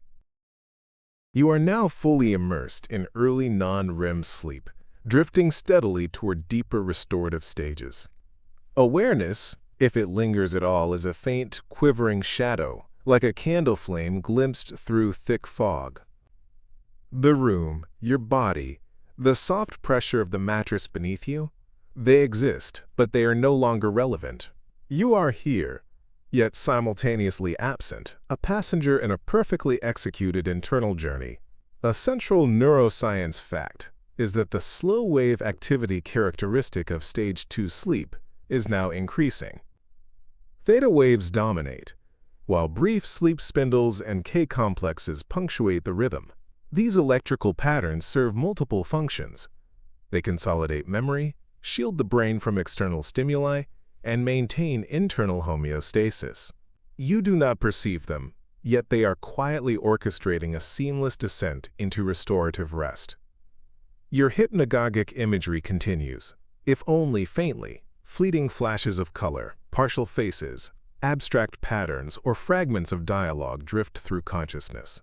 These are ephemeral neural projections, your brain rehearsing, organizing, and testing networks without your active participation. You notice them only peripherally, and because the prefrontal cortex is largely offline, they are already being discarded, leaving no lasting memory. Here's a quirky detail. Some people report tactile illusions during this stage, a sensation of floating, of weightlessness, or the feeling of gentle movement. These experiences are tied to the vestibular system and the relaxation of muscles, but, like hypnagogic imagery, they vanish without trace. They are rehearsals for the brain's nighttime processing, invisible to the conscious self. Historians still argue whether ancient interpretations of dream visitations, spirits, or nightly portents were attempts to articulate this transitional experience. Cultures across time observe the mysterious disappearance that occurs nightly, often framing it as supernatural or mystical. Modern neuroscience now provides a naturalistic explanation. It is the predictable, unremembered fade of conscious observation. Your sense of self continues to fragment. The inner narrator, the part of the mind responsible for tagging, structuring, and preserving experiences, is offline. Thoughts arrive unanchored, sensations drift, and fleeting fragments of memory appear without context. Conscious awareness, the necessary ingredient for episodic memory, is fading rapidly. You are moving through sleep like a ship gliding silently into fog, leaving no wake behind. A well-established fact is that micro-awakenings still occur, but leave no lasting imprint. Tiny twitches, shifts in breathing, or brief cortical activations happen, but because the executive systems are offline, they are unrecorded. The crossing into sleep is invisible, perfectly designed to protect rest, while preserving vital internal processing. Time perception continues its dissolution. Moments stretch and compress unpredictably. Sequences blur. Cause and effect are irrelevant. The absence of linearity ensures that memory cannot anchor itself to this experience. The system prioritizes function over observation. Sleep onset proceeds unrecorded, seamless, and efficient. There is subtle humor in this. Your brain, a complex and intricate machine, is performing essential housekeeping, emotional consolidation, and synaptic rehearsal, all while the conscious observer, the part of you that might note or appreciate these actions, is completely absent. Falling asleep is a vanishing act executed with precision. Historians still argue whether references to the soul's nightly departure or the veil of sleep in philosophical and religious texts were metaphorical or phenomenologically literal.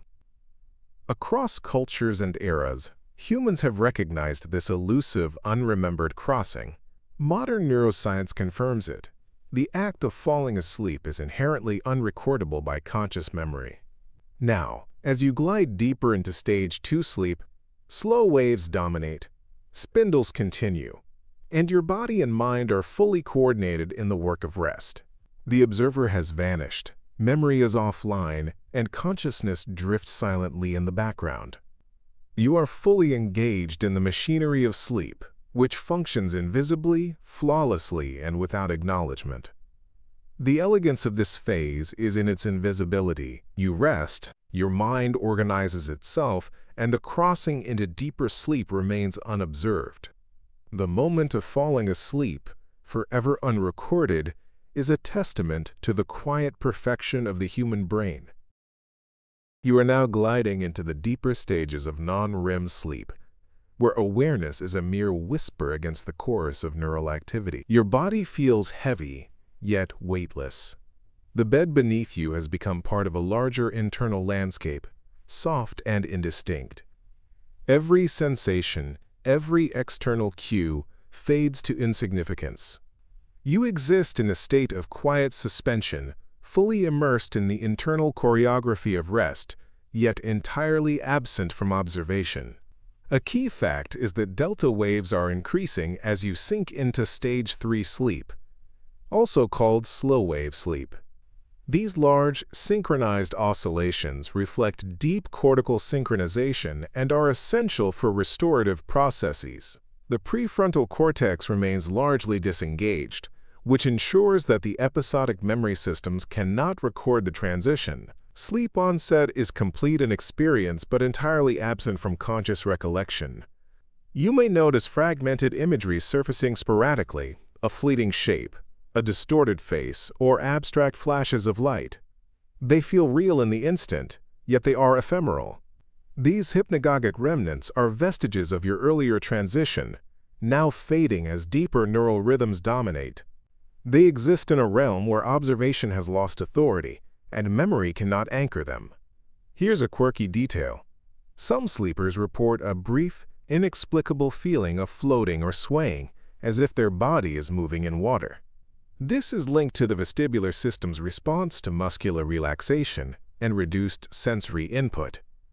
The experience is vivid for a moment, yet instantly forgotten. The crossing into deeper sleep is both active and invisible. Historians still argue whether descriptions of, quote, astral journeys, night visions, or spirits in early texts correspond to these early deep sleep phenomena. Across cultures, people have noticed that consciousness retreats, framing the ineffable as mystical or spiritual. Modern neuroscience reveals the underlying biological mechanism. Your mind fades into rest, leaving no trace. Your sense of self is now almost entirely absent. The internal narrator, previously responsible for tagging, organizing, and evaluating experiences, is offline. Thoughts and sensations drift without ownership, and the sequence of events dissolves. Memory cannot form without a coherent observer, so the act of entering deep sleep is inherently unrecordable. A mainstream neurological fact is that during this stage, the hippocampus may continue to replay sequences from prior waking experiences for consolidation, but without prefrontal collaboration, these events are never stored as new memories. Your brain is rehearsing, organizing, and protecting, while the conscious self is completely removed from the process. Time perception is now fully elastic. Seconds may stretch or collapse, moments overlap, and the linearity required for conscious memory evaporates. You are gliding through sleep without markers, witnesses, or chronology. Memory is suspended because observation has vanished. There is subtle humor in this orchestration. Your brain is performing critical housekeeping, emotional regulation, and synaptic maintenance, all while the conscious observer, the part that would normally notice or appreciate, is entirely absent. Sleep onset and consolidation occur in a silent, invisible theater, perfectly executed. Historians still argue whether metaphors for the, quote, soul's nightly journey or the veil of sleep accurately captured this fading consciousness. The consistency across eras and cultures suggests a shared experience. Humans recognize the disappearance of self even when the mechanisms were unknown. Modern science confirms that this vanishing act is inherent to the biology of sleep. Now you are fully in slow-wave sleep.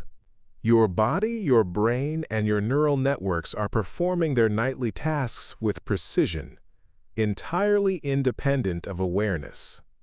Memory systems are offline. Consciousness, the fleeting observer, has withdrawn. The crossing is complete, unseen, and unrecorded. The elegance of sleep is in this invisible efficiency. You rest deeply, your mind organizes and repairs itself, and the moment of falling asleep, the transition you never remember, remains perfectly hidden, a testament to the silent perfection of the human brain. You are now deep within the architecture of sleep, where awareness has dissolved almost entirely. If consciousness still exists, it does so as a distant echo, like a sound heard through thick walls. Your body is heavy and unmoving, yet there is no discomfort, no sense of effort. Breathing is slow and regular. The world beyond you has receded, leaving only the steady internal rhythm of a brain fully committed to restoration.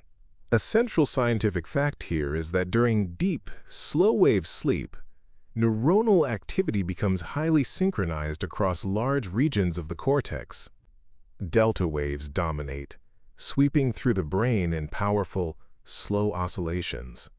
These waves are strongly associated with physical restoration, immune function, and the clearance of metabolic waste products through the lymphatic system. You are not aware of any of this. Awareness is unnecessary for repair. Your experience, if it can be called that, is not narrative. There are no clear images, no structured thoughts, no sense of time passing. Instead, there may be a vague impression of depth or stillness, an absence rather than a presence. Memory formation is completely offline. The hippocampus is active in replay, but the prefrontal cortex remains disengaged, ensuring that nothing occurring now will ever be consciously recalled. Here's a quirky detail. During this stage, some people speak aloud, mumble, or even perform simple movements without waking. Sleep talking and other parasomnias are most likely to emerge from deep, non-REM sleep, when motor pathways can briefly activate without conscious oversight. These behaviors feel dramatic to an observer, but to you they never happened.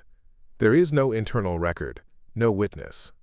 Historians still argue whether medieval accounts of souls wandering, bodies moving without consciousness, or divine possession during sleep were early interpretations of these parasomnias. Lacking neurological frameworks, people explained the phenomenon using the cultural language available to them. The experience, action without awareness, was real, even if the explanation was not. Your sense of self is now almost entirely absent. The concept of you as an observer, thinker, or decision-maker has dissolved. There is no internal narrator, no evaluation, no commentary. Experiences, if they occur at all, are raw neural events without interpretation. Memory requires identity and sequence. Both are gone. A well-established fact is that this stage of sleep is the most difficult to awaken from. If you were roused now, you would likely feel disoriented, confused, and heavy, what scientists call sleep inertia. This grogginess reflects the depth of cortical synchronization. The brain is not prepared to reconstruct the self quickly. You are deeply offline. Time perception has ceased entirely. There is no before, no after, no sense of duration. Minutes or hours pass without representation. This is why deep sleep feels like a blank space in memory. From your perspective, it does not exist at all. There is something quietly amusing in this. The most physically restorative, biologically important stage of sleep is also the least experiential. Your brain is doing its most essential work while you are completely absent. No awareness is required. No memory is permitted. The system values function over story. Historians still argue whether ancient descriptions of death as a deep sleep arose from familiarity with this state. The resemblance is superficial but compelling. Stillness, unresponsiveness, absence of self. Yet, unlike death, this state is temporary and purposeful. It is maintenance, not an ending. Now you remain here, suspended in slow-wave sleep, as your brain clears toxins, strengthens immune defenses, and stabilizes neural circuits. Consciousness has stepped aside entirely. Memory has shut its doors. The night continues without you, and that is precisely the point. You are resting in the deepest quiet the human mind can produce. A silence so complete that it leaves no trace behind. You are still deep in the night, where sleep has thickened into something dense and almost physical. There is no sense of lying down, no awareness of a body arranged on a bed. The idea of location has dissolved. You are not here or there. You simply are, suspended in a state where consciousness has stepped so far back that it no longer casts a shadow. The world continues, but without you watching it. A core scientific fact at this stage is that slow-wave sleep now dominates your brain almost entirely. Delta waves roll through the cortex in broad, synchronized patterns, like tides moving across a quiet shoreline. This synchronization allows large-scale restoration, cellular repair, hormonal regulation, and immune system calibration. Growth hormone release peaks here, quietly rebuilding tissues and reinforcing the physical body. None of this requires awareness. In fact, awareness would interfere. From the inside, there is almost nothing to experience. No images, no story, no sense of time. If anything appears at all, it is more like a feeling of depth or heaviness, not attached to thought or emotion. Memory is not merely inactive, it is structurally impossible. Without the prefrontal cortex online, there is no framework to tag experiences as events. Whatever happens now leaves no trace. Here's a quirky detail. During this stage, your brain temperature subtly decreases, even though your body continues generating heat. This slight cooling is thought to optimize neural repair and metabolic efficiency. It is a reminder that sleep is not passive shutdown but active recalibration. The mind cools itself the way a machine idles down after heavy use. Historians still argue whether ancient beliefs about the soul leaving the body at night emerged from observing how unreachable and unresponsive sleepers become during deep sleep. To someone watching, you appear distant, sealed off, as if temporarily gone. Without modern neuroscience, it was not unreasonable to imagine that something essential had departed and would later return. Your sense of identity is completely absent now. There is no you evaluating comfort, no inner voice commenting on stillness, no awareness of breathing or heartbeat. The self that normally stitches moments together into a continuous story has dissolved.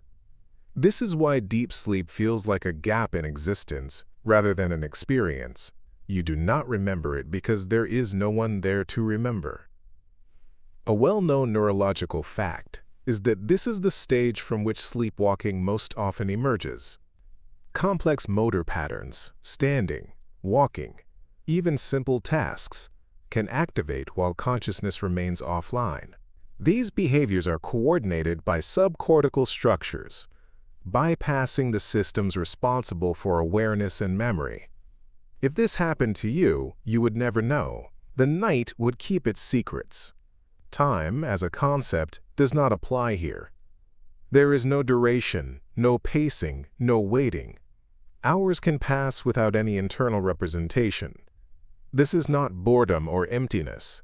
It is the absence of narrative altogether. The brain has temporarily abandoned storytelling in favor of maintenance. There is something gently ironic about this stage. You spend your waking life identifying strongly with your thoughts, your memories, your inner voice. Yet here, at the most biologically important moment of rest, all of that is unnecessary.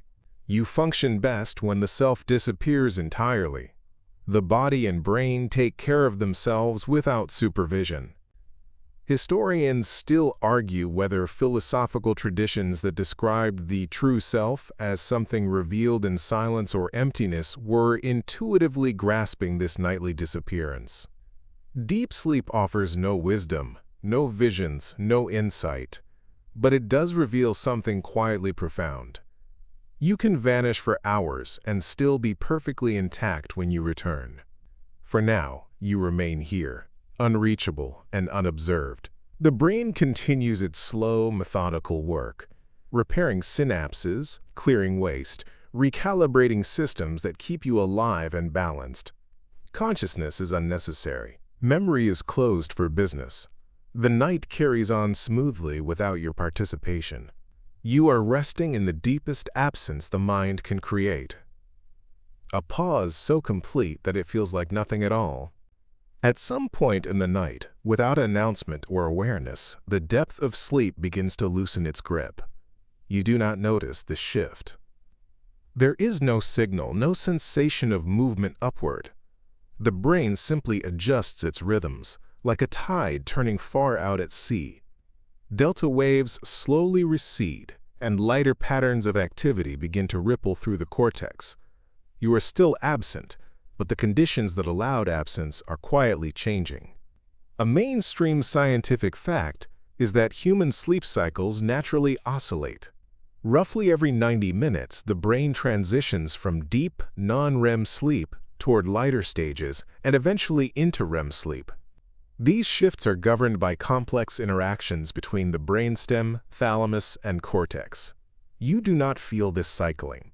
From your perspective, nothing is happening, yet internally, the night is reorganizing itself.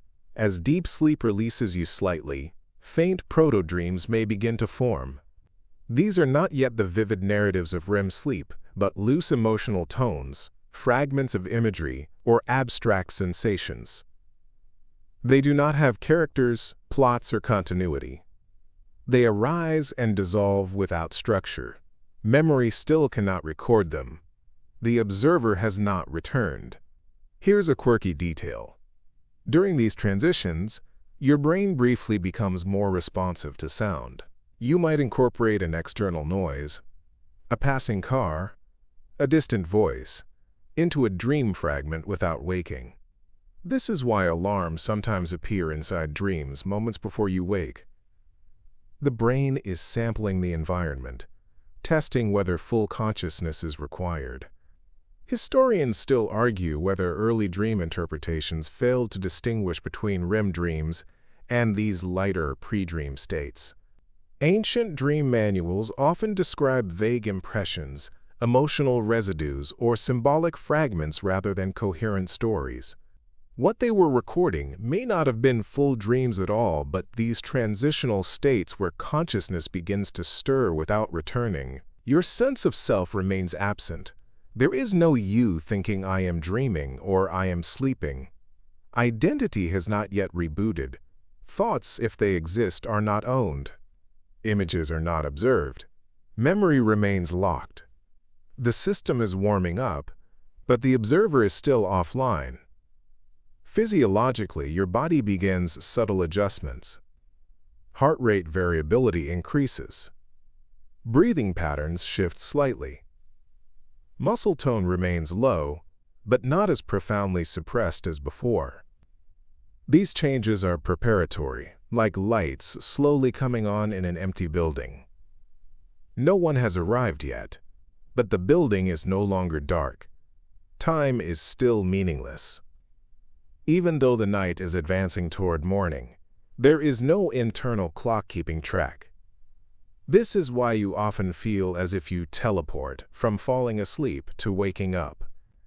Entire cycles of sleep pass without representation. Memory resumes only when consciousness does. There is a gentle irony here. Just as the machinery of sleep begins to ease, just as the brain becomes capable of experience again, it is still deliberately keeping you out. Awareness returns only when it is useful. The brain decides when the self is needed, and this is not yet that moment. Historians still argue whether philosophical ideas about rebirth, return, or cyclical consciousness were influenced by this nightly disappearance and reemergence. Sleep offers a rehearsal of vanishing and returning, so seamless that it feels like continuity, even though it is not. You are gone, and then you are back, with nothing in between. For now, you remain suspended in this in-between state, not deeply absent, not yet present. The night is loosening, but it has not released you. Memory is still sealed. Consciousness is still waiting off stage. The tide is turning. You do not feel it, but something is quietly preparing to bring you back. Without warning, without ceremony, something quietly switches back on.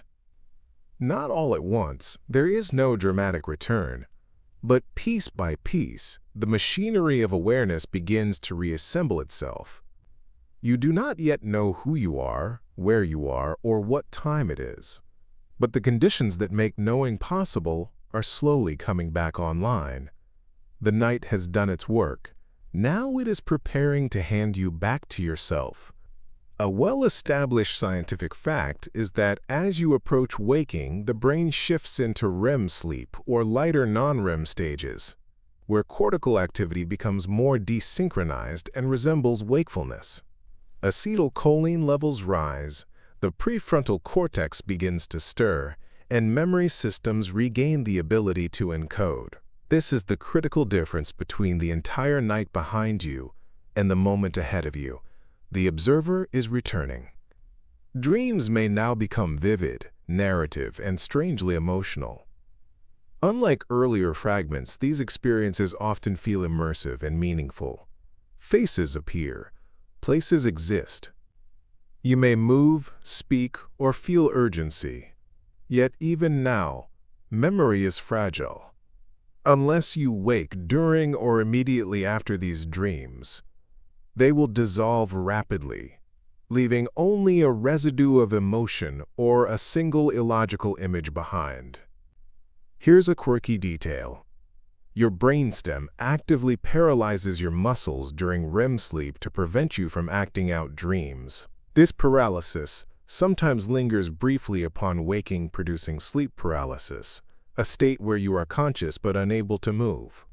Historically, this phenomenon inspired centuries of folklore about night demons, shadow figures, and invisible presences sitting on the chest.